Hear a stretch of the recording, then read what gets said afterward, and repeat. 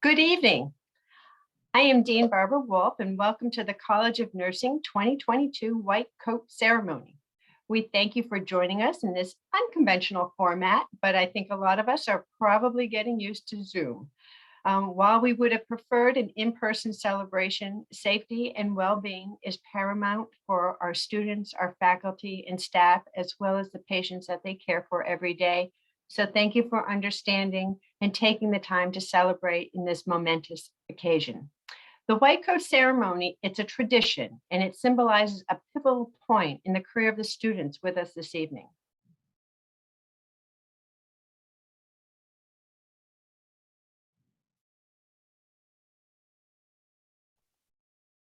Barbara, I'm sorry, you were muted.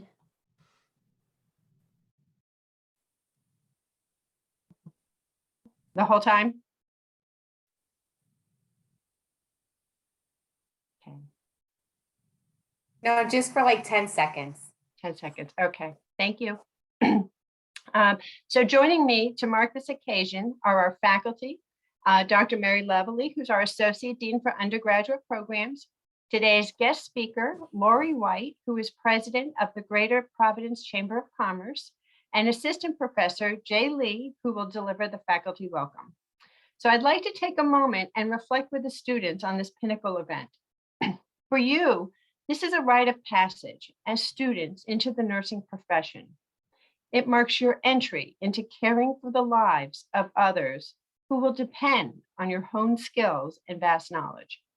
For the faculty and myself, it's launching a cohort of white coats to join us in the privilege of being entrusted to provide nursing care for others, often during the most vulnerable times of their lives. Reminding us of this trust is the National Gallup poll that continues to rank registered nurses as the most trusted profession for 20 years in a row. Today, you will hear about the tradition of the white coat. But before we get to that, let me start by saying congratulations to you on reaching this exciting milestone. And congratulations to the family and friends who have supported you to get to this point.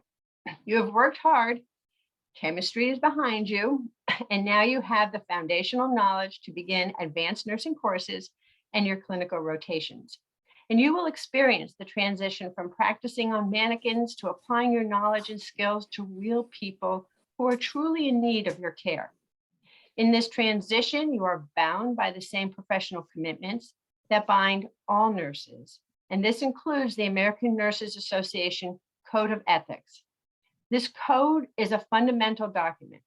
It provides a social contract with society, and it's your professional obligation to uphold this code now, today, and as you go forward. And the Code of Ethics for Nurses is the promise that we, nurses, are doing our best to provide care for our patients and our communities and are supporting each other in the process, and so that all nurses can fulfill their ethical and professional obligations. The historical roots of this code stem from the Nightingale Pledge, and that was introduced in the mid-1800s. And the code was revised to reflect both societal changes and advances in healthcare over time. And this code is foundational and essential for us to do our jobs well and to maintain the trust of the public we serve. So at this time, I'd like to remind ourselves of these 9 provisions. And as I do, I would ask that the students take a moment to reflect on them and think, and I do mean really think, about your duty to uphold each and every one of them. So number 1 is the nurse practices with compassion and respect for the inherent dignity, worth, and unique attributes of every person. Number 2, the nurse's primary commitment is to the patient, whether an individual, a family, a group, a community, or a population. Number 3, the nurse promotes, advocates for, and protects the rights, the health, and the safety of all patients. Number 4, the nurse has authority, accountability, and responsibility for nursing practice, makes decisions, and takes actions consistent with the obligation to promote health and provide optimal care. Number 5, the nurse owes the same duties to self as to others, including the responsibility to promote health and safety, preserve wholeness of character and integrity, and maintain competence and continue personal and professional growth. Number 6, the nurse, through individual and collective effort, establishes, maintains, and improves the ethical environment of the work setting and conditions of employment that are conducive to a safe and quality healthcare environment. Number 7, the nurse in all roles and settings advances the profession through research and scholarly inquiry, professional standards development, and the generation of both nursing and health policy. And number 8, the nurse collaborates with other health professionals and the public to protect human rights, promote health diplomacy, and reduce health disparities. And number 9, the profession of nursing collectively through its professional organizations must articulate nursing values, maintain integrity of the profession, and integrate principles of social justice into nursing and health policy.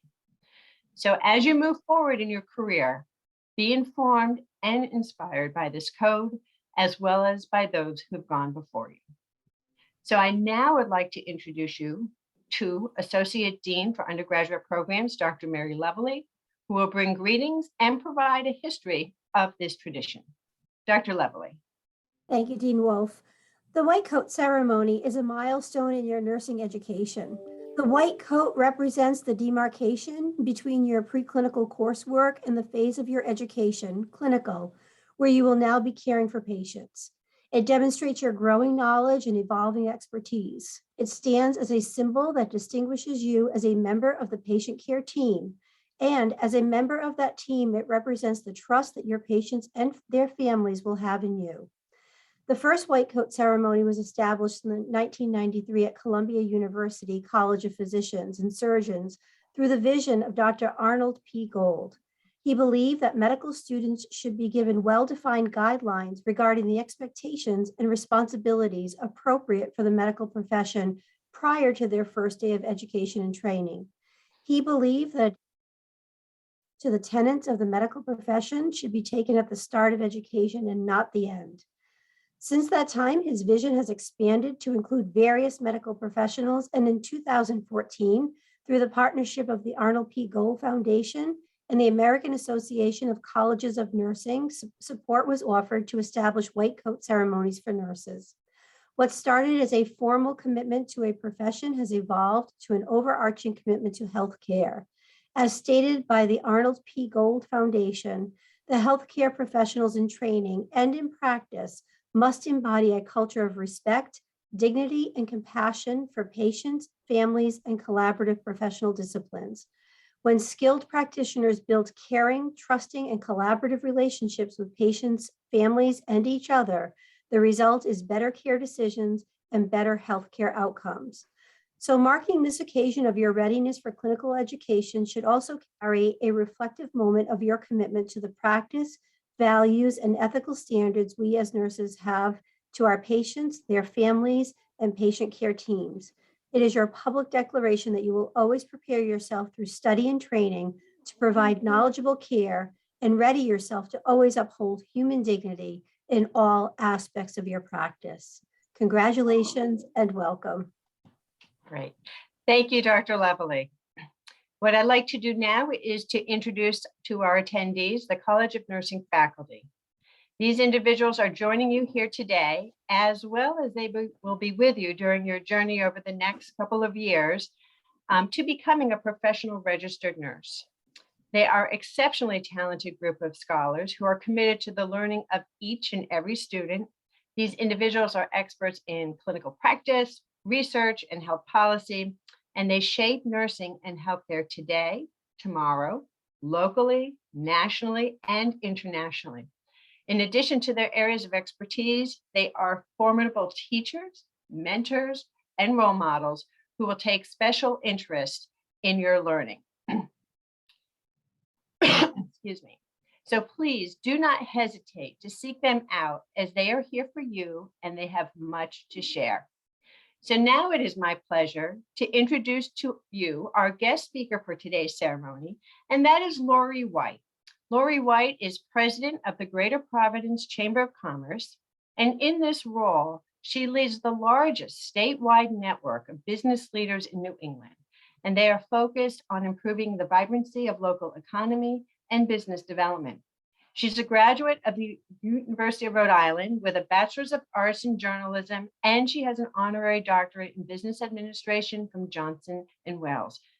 She also is a recipient of the University of Rhode Island President's Distinguished Achievement Award in 2016, and she was named Business Leader of the Year in 2019 by the Providence Business News. So you might be asking yourself, what's her connection to nursing?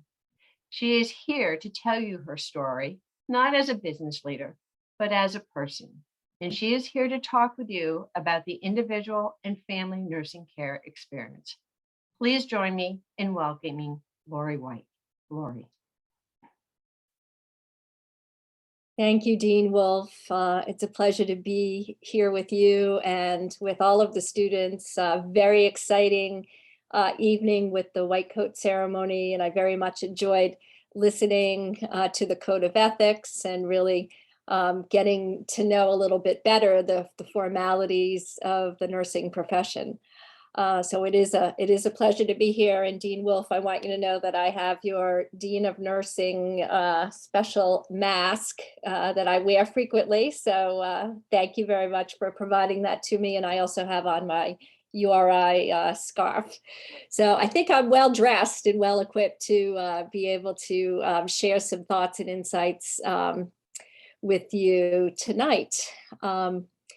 So anyway, my name is Lori White Terracani, and I'm here to talk about the tremendous number of interactions that I have had with the nursing profession over the course of, maybe 40 years or so, and how it all, traveled when my husband, Jim Terracani, who I married virtually right out of college from the University of Rhode Island. He almost from the get-go developed a whole series of medical problems that were truly unforeseen, before that. So over the course of, 40 years or so, I've had so many interactions with the nursing profession. We've been to lots of different hospitals throughout Rhode Island. We've been to Mass General, we've been to the Brigham, we've been to lots of different places. So I've encountered so many angels. And I want to start by saying that I want to share Jim's story with you. And hopefully, if all works well, I can show you a couple of pictures somewhere along the way.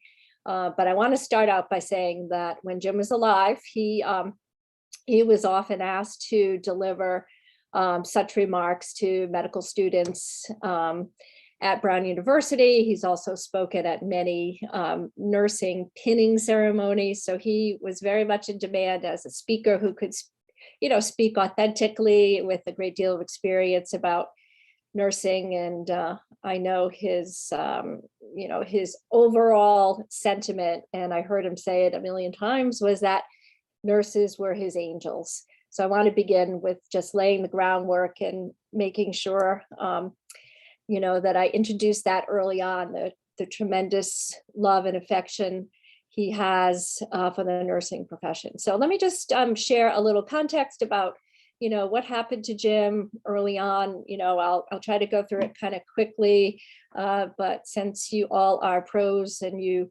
have studied all of these, health issues, I trust you may find it, a little bit insightful if I get into a little bit of detail.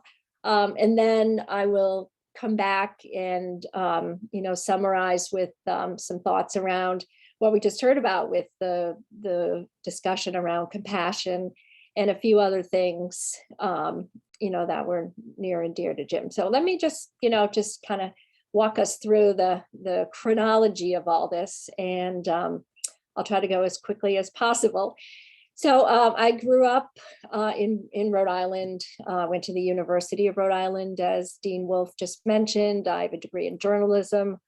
In 1981, I graduated from URI, and I met my husband, Jim Terracani, in my junior year when I was at the university. I was studying journalism, and I got an internship and had an opportunity to meet a lot of people in the television news business, which is and the newspaper business, which is what I was interested in and what I majored in. So Jim grew up in Connecticut. He came to Channel 10 in WJR TV, Channel 10 in the 1970s, late 1970s. We met in the 80s. We got married in 1983, and I was 23 years old when we got married.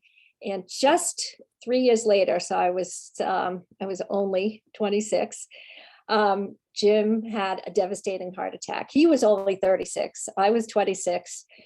So I really didn't, at that point, know a heck of a lot about, and neither did he, frankly, about any of the risk factors associated with heart disease. And if you contemplate, if you contemplate where society we have been in terms of, educating people about, different risk conditions and profiles, that really wasn't terribly prevalent back then. This is more of a recent times phenomenon. So he really didn't know what was happening to him when he had chest pain, and so we took him to South County Hospital. And luckily, at the time, they were experimenting, and they had just received a new experimental drug called streptokinase, which was a clot busting drug, and many of you still, I'm sure, are familiar with TPA and streptokinase and treatments like that. So it burst up a very, very profound blockage that he had. So you might say, well, how did this happen to a 36-year-old man? So it turns out he was born with hereditary high cholesterol, small vessel disease. So he had a number of incidents following that. He had a second heart attack. So here we are, we're newlyweds, and he's had 2 heart attacks, and he's only 36. And that immediately put him in the vortex of, we're looking like, that a heart transplant is something that is likely going to be in your future. So again, transplantation back in the 80s, not as common as it is now. So lots of, scary things, just thinking about it and talking about it.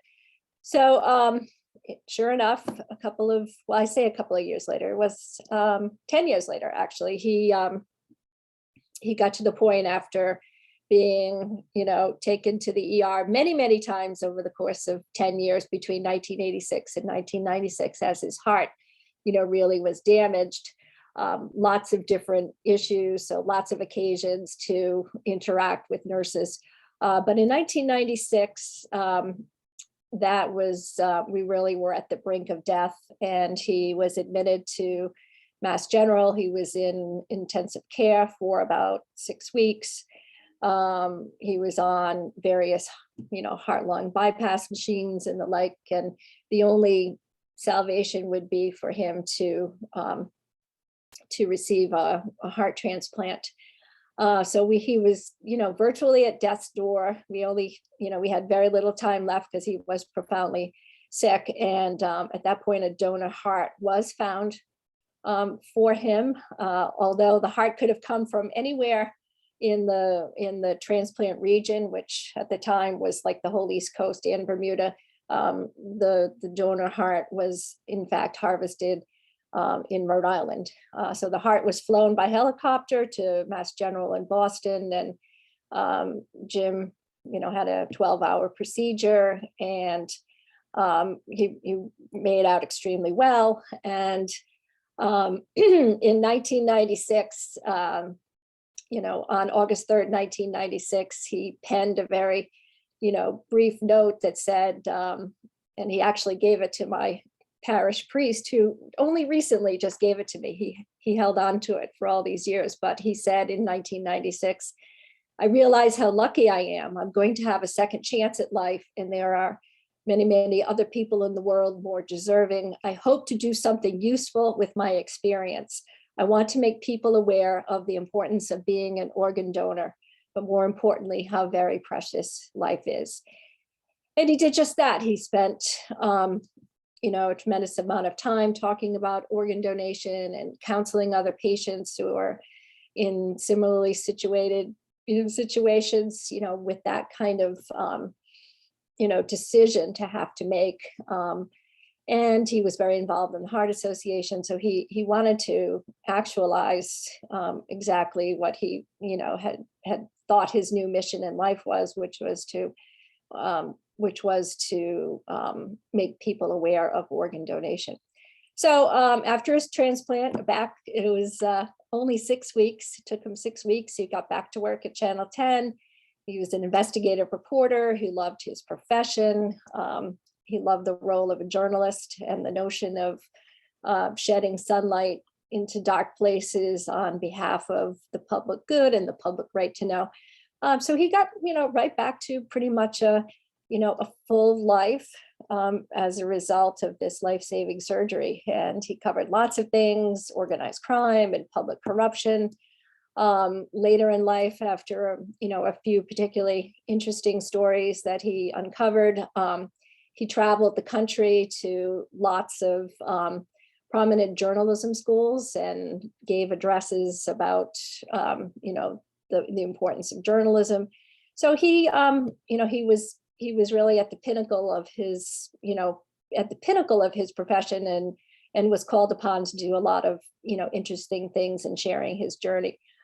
But although his professional life was, truly, truly important to him, he felt his first responsibility was to honor his donor's heart and to be an advocate for organ donation. And that's why he spent a lot of time talking about that. And now I have picked up the mantle where he left off so that I can, continue to talk about these things. And tonight is a perfect example to talk about nursing. So his health was actually pretty good in the years following the transplant. It was a very vigorous heart, the heart of a 21-year-old young man. And doctors always counseled us that it wouldn't be the heart that would cost him his life eventually. It would be his still compromised vascular system. And that's just what happened. So if you recall, I said at the front end, small vessel disease. So it started with the heart and then it started to move into various extremities. And that was, maybe around the year 2015. So he had a really good run between 1996 and 2015. And then he started to, encounter some challenges. So he retired from his beloved television profession in 2015. And then all these things started to happen. So maybe he should have stayed running around chasing organized crime figures. But anyway, it started with a cramp in his leg one day. And so there was a blockage in his leg, and then there was a stent. And then we had to go forward with some toes being amputated, then his leg, his left leg just below the knee. So prosthetic leg he was outfitted with, but that didn't really slow him down either.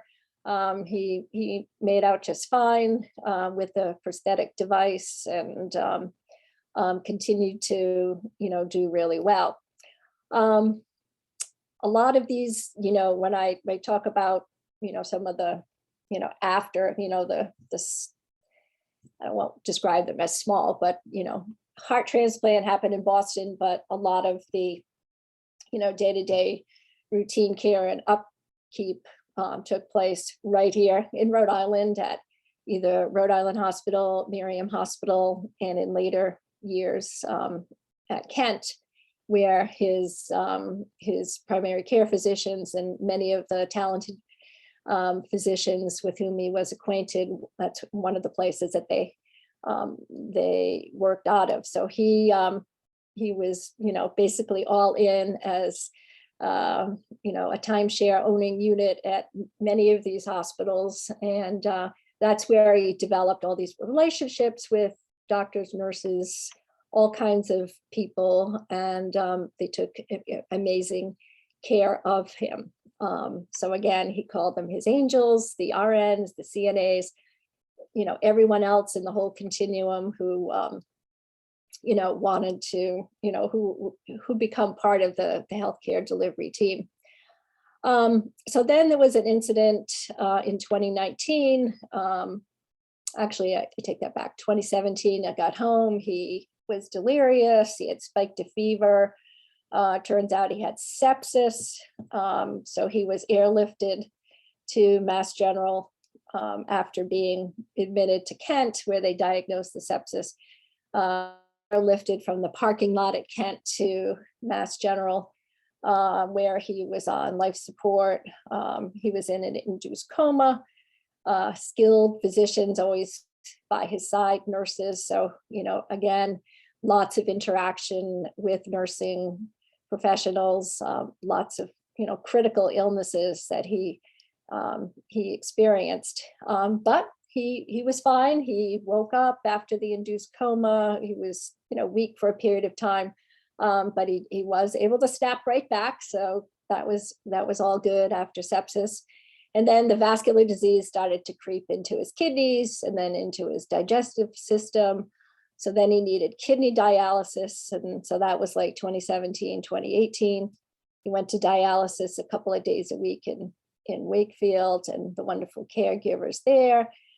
And then, as you all know so very well, based on, your experience and your studies, so dialysis does take a real toll, on the body, particularly when you're immunosuppressed and other things like Jim had. So, he started to, really lose ground at this point when the dialysis started. In May of 2018, he would enter Kent for what would, of course, be the last time. He had developed a fever, some kind of, infection was brewing. The ER came, and that's another piece of the equation of, the great folks that respond to 911 and come to the house and, talk and help people through the initial few moments of being sick. So he ended up by getting pneumonia. He came back though. He was, going to rehab, in the hospital, working, trying to walk again, but then he coded due to a blood vessel that burst in his digestive tract, but came back from that. He was adamant that he was going to get back home. He was very confident that that he would, but that was not to be. He with all of these major hiccups during the course of that that last admittance, he was overwhelmed. It was just too much for him to recover. So we brought him home on June 19th, when it was clear that all of his major organs had reached their limits. We brought in wonderful nurses with hospice care, and he passed away 2 days later here in the house, and in his right where he wanted to be, in his den, and is next to his favorite chair. And I was playing, music for him, all his favorite music. Here Comes the Sun by the Beatles spontaneously, started playing through the music, the Sonos music system. And, it was then that I assured him that indeed it's all right. It's all right to pass. But I actually didn't think, that was going to be the moment. I just assumed that he would, just, continue, because he always had, right? But a few moments after that, he did pass away, right. I guess I gave him permission. And his caregivers, his primary physician, Dr. Hub Brennan, was always by his side. I've told you a little bit about the medical trajectory, but the point that I want to make here is that in addition to the wonderful nurses, Dr. Hub Brennan. I don't know if many of you, might know Dr. Brennan. He's been practicing for 30 years. He is an amazing individual, along with Dr. Guy Lancelotti, who's a surgeon, Dr. Landy Paolella, a whole host of really compassionate physicians who really understood the notion of compassion and the notion of exuding hope and optimism, even under difficult circumstances. So Dr. Brennan admittedly was, happened to be a personal friend. So when you listen to the rest of the story, you're going to say, well, hard to believe that, that kind of, really intense care could happen. But so, and in fact, it did happen. And Dr. Brennan, as a tremendous human being, really understands these issues at its core. And although we were indeed, family friends, that was part of, that's part of who Dr. Brennan is. So we called Dr. Brennan when Jim passed. He was there. He was there when the funeral home came. He personally signed the death certificate. And I heard him say once to somebody that, something as seemingly routine as the physician himself or herself signing the death certificate, as opposed to a stamp or something like that, it's symbolic, something that's, that's important, that, puts a stake in the ground. Had a great, magnificent funeral for Jim at Christ the King. So pretty much right on the campus of URI. Many of you may be aware of, Christ the King on the periphery of the URI campus. And Father Jared delivered a beautiful homily and eulogy. Journalists from all over the country came in to pay tribute to Jim, because he had contributed a lot to the profession with some other things that he had been involved in. So on July 11th, I came back to the hospital, Kent. I made 8 separate stops to thank all the staff on behalf of Jim for the outstanding care and the love and the compassion that they provided to Jim over 12 years. So I went to the ICU, I went to the ER, I went to the rehab unit, I went to the dialysis unit, I went to various nursing floors. I also went to the dialysis center in Wakefield. And for me, it was such an honor to speak with the nurses and the CNAs and the caregivers and the patient coordinators and all of those associated with the patient experience. And, I cried, and many of them did too. And they shared stories and conversations that they had with Jim. And I knew the whole hospital had been rooting for him because he was, was an inpatient for quite a long period of time. And I guess we were all hoping that he would use the force of his will to recover once again. So at this point, I just want to make just a couple of additional comments about, observations on the patient and the caregiver experience.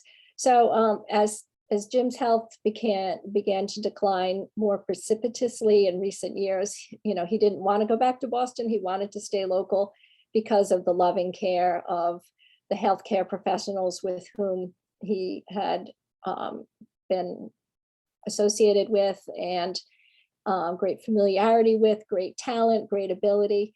And there was that bond there between caregiver and patient, and each and every turn, they were there, for him, the whole care team.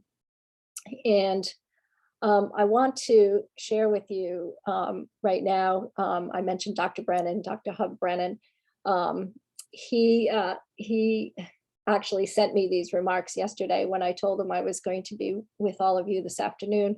And, I said, hey, from a physician perspective, this is the patient perspective. But what would what do you think I should share with the the nurses on the occasion of the white coat ceremony. So he sent me some remarks that he had delivered just very, very recently when he was asked to do something similar. And I just want to take a minute to read this to you. And he's crediting Dr. Michael Collins, who was the chancellor of the UMass Medical School, and his observations about the human hand in his address to a class of graduating nurses some years ago. So his message was, please come and see me and hold my hand. Please come and see me and hold my hand. The hand is so very important in our thinking about being a professional. That sacred moment when we first unwrapped and held the hand of our cadaver. The work of the sculptor Rodin, the hand of God, the teachings of our founders on laying of the hand. And of course, the Beatles, interestingly, the Beatles, I want to hold your hand. The first innocent touch of affection between two young people in love. Where in our world we have the great privilege of caring for patients at some of the most incredible moments in their lives. Think of what other profession would people tell you their most intimate secrets, their greatest fears, and trust you to help them through that experience. So he goes on to say, I can recall clearly the occasions in which I've had to approach a patient with the diagnosis of a cancer. Uniformly in that moment, it becomes completely overwhelming for the patient. So we sit on the side of the bed and we hold their hand, because in that moment, it matters not if there is a medication we can give them or a procedure that we can do. They don't even care about how long they can make it. What they care most about is that somebody is going to be with them throughout their journey. But whenever that moment may be for me, he says, when that time comes, please come and see me and hold my hand.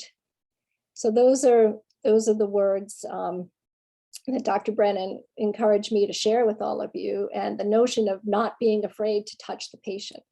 And I heard him share that so many times, that you have to be empathetic, you have to be compassionate, you can't be afraid to sit on the side of the bed and get really close to the patient and touch them, actually touch them. And he says, you wouldn't believe what a simple gesture that is, but how far it goes, because it helps to develop a common sense of bonding and humanity, the simple act of touching. So what we have here is in the nursing profession, human beings delivering compassionate care to other human beings. So the human touch, literally and metaphorically. So with Jim and all his care and all of the nursing professionals, healthcare professionals, physicians, nutritionists, others from that very first scary night in 1986 when he had his first heart attack, all the way through up through January 21st, not January, June 21st, 2019. So many encounters. And what he would say is that we were in exactly the right place at exactly the right time. And if there is such a thing, I would posit to you all tonight that there is such a thing as an excellent outcome, even when the patient doesn't survive. And that is the case with Jim. He lived for 21 years with a transplanted heart. It was a lovely journey. And on the occasion of your white coat ceremony, I hope you'll be uplifted by Jim's story. I know that he's excited that I'm sharing it with you here tonight, but it's a special mission that you have, and one that depends on skilled caregivers at all levels, at all points of the spectrum, with no exception. And you are people who live among us in this community, who are there and will be there at our moment of death. And you exude passion and compassion and the human touch. So what else can we ask? So And if I could just end with just one, just, I'll say trivial suggestion, learn how to be an excellent phlebotomist. That's what I would say from a somewhat humorous point of view. And the notion of inserting an IV, without doubt, I mean, Jim could have his leg cut off, and he'd probably rather have his leg cut off than have an unskilled phlebotomist come in and start an IV. And I don't think I heard him, ouch, and just squirm.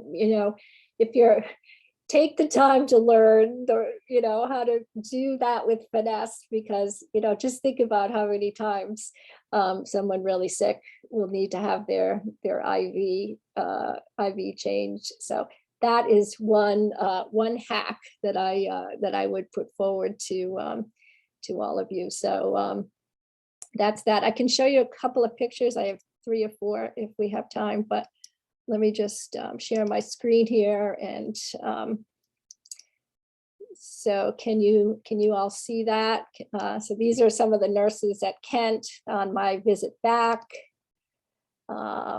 It's Dr. Brennan right here. Here are all the nurses. I think we were in the rehab unit. So these are all folks that, that I got to meet along the way. Let's see here. This is ICU. So lots of people in ICU who did all kinds of wonderful things. There's Dr. Brennan holding a picture, the picture of that.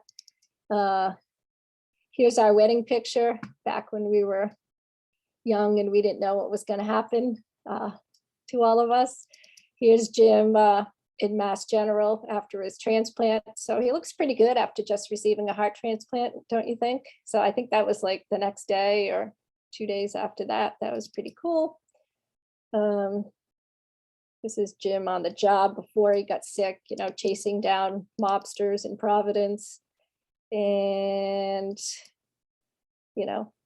I-team. So anyway, I just wanted to, just show you the, the human side of it, that we are talking about real people here, and yours truly. Here we are having a nice day, doing a fundraiser, and Jim's favorite guitar. So he looks real good there, like he's never had a sick day. So that was in the, that was before, all the crazy stuff started to happen. His last day at Channel 10, he was very happy to leave. And here he is doing the heart walk, and that was great. So anyway, I will now turn it back to Dean Wolfe, and thank you for listening. And if there's one thing to remember, it's hold somebody's hand. Thanks. Thank you, Lori. We are just incredibly grateful to you for sharing your story and the valuable opportunity to learn from it, and certainly to shape the careers of the students here this evening. But importantly, you remind us that these are real people, real faces, with hands to hold.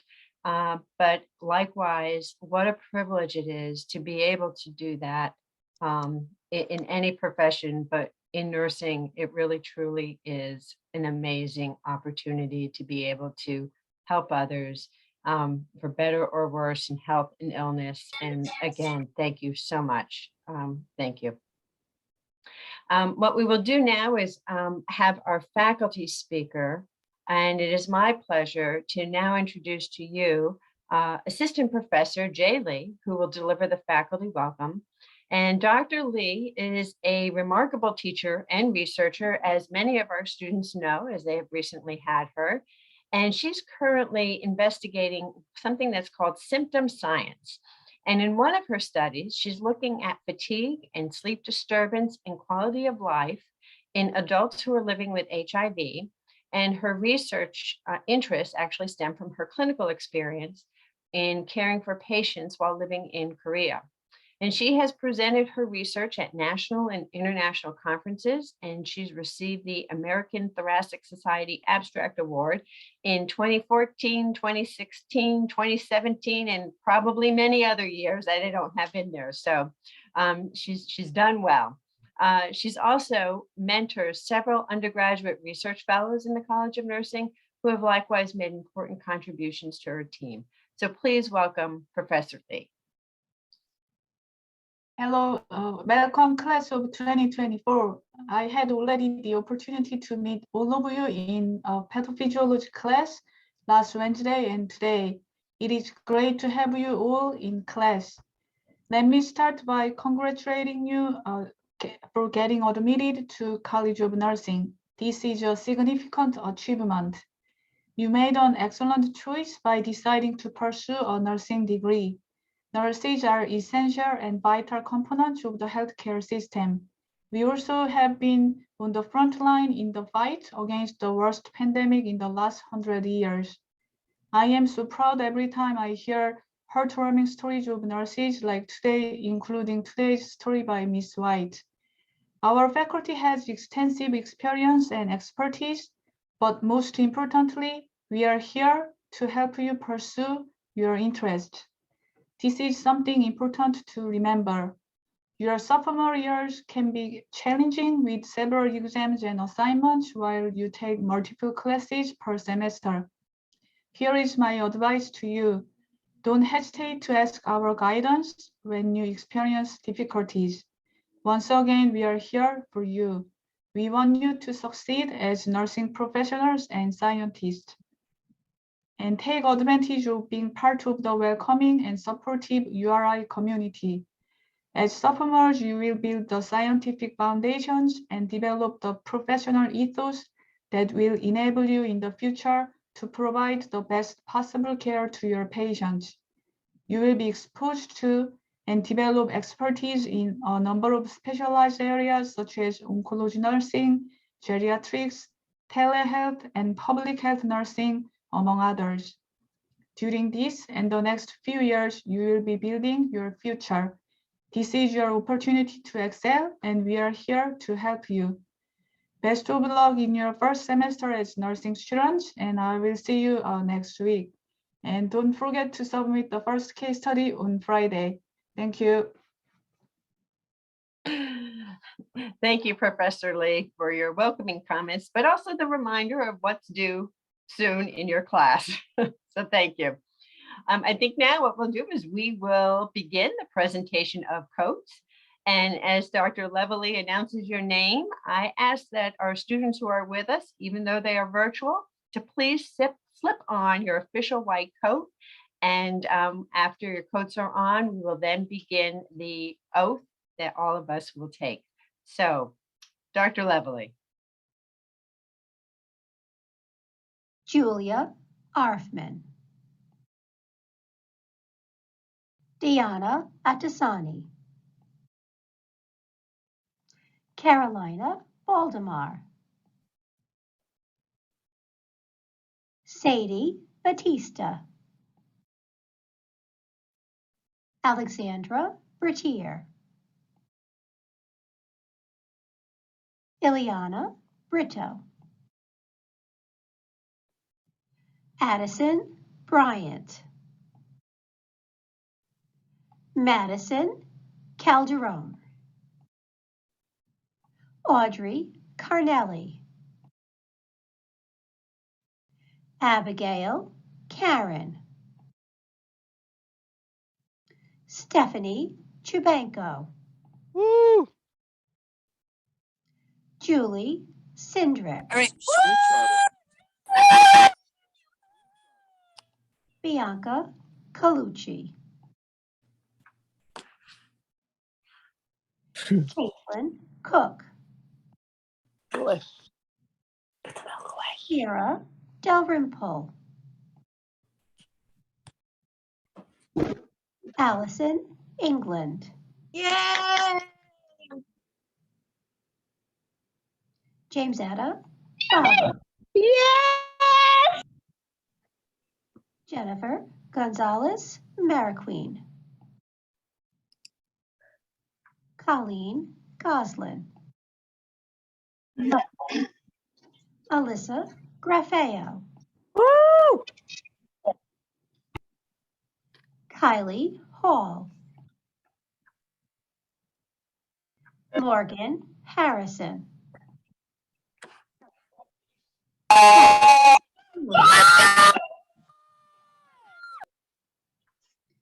Olivia Jardin. Katie Kiernan. Sophie Kistner. You did the wrong one. Riley Lobiser.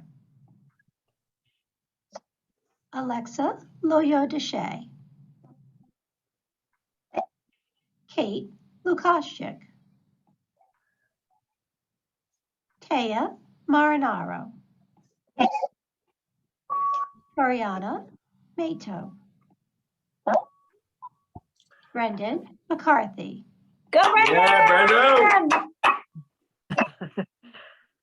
Harold McLaughlin. Well, South Carolina, she's gonna let us know about our extra aid. Shay Mikulowskis. Madison Murphy. Valeska Najaro. Emily Nichols. Sarah Nolan. Kaylee Oliver. Paige O'Neill. Sorry. Lindsay Ouellette. Abigail Pays. Julia Passaretti.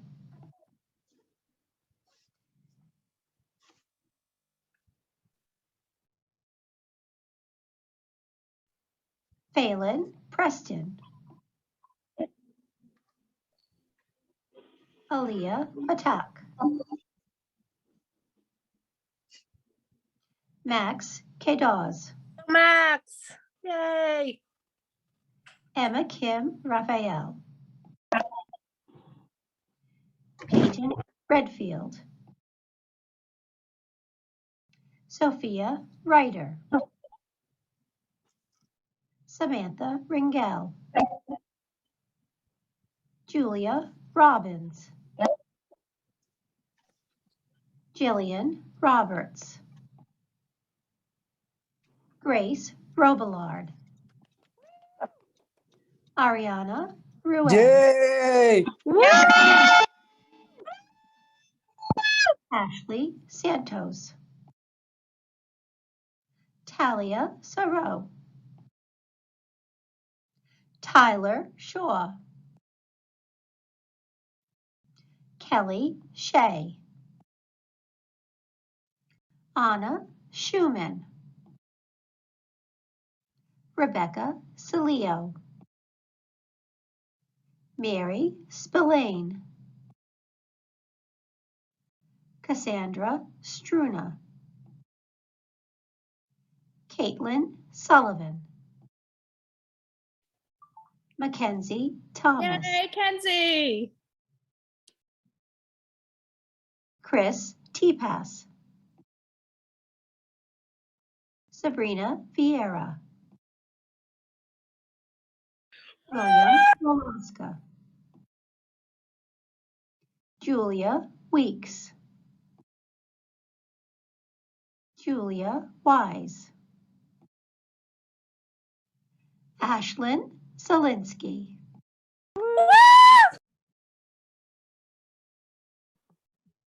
Thank you. So will our students who are being coded this evening, please unmute yourself for your pledge, and you will find that on the screen. And this is the student nurse oath. And I ask that you please raise your right hand and read along with me. You ready? Yeah. All right. As a nurse dedicated to providing the highest quality care and services, I solemnly pledge that I will consider the welfare of humanity and relief of suffering my primary concern. Act in a compassionate and trustworthy manner in all aspects of my care. Apply my knowledge, experience, and skills to the best of my ability and to assure optimal communication. Exercise sound professional judgment while abiding by legal and ethical requirements. Accept the lifelong obligation to improve my professional knowledge and competence and promote, advocate for, and drive respect for health, safety, and rights of patients. With this pledge, I accept the duties and responsibilities embodied in the nursing profession. I take this oath voluntarily with a full realization of the responsibility which I am trusted by the public. Will the audience please join me in welcoming this esteemed group into the next phase of their journey to becoming a professional registered nurse? Congratulations. Congratulations. Congratulations, Shaza.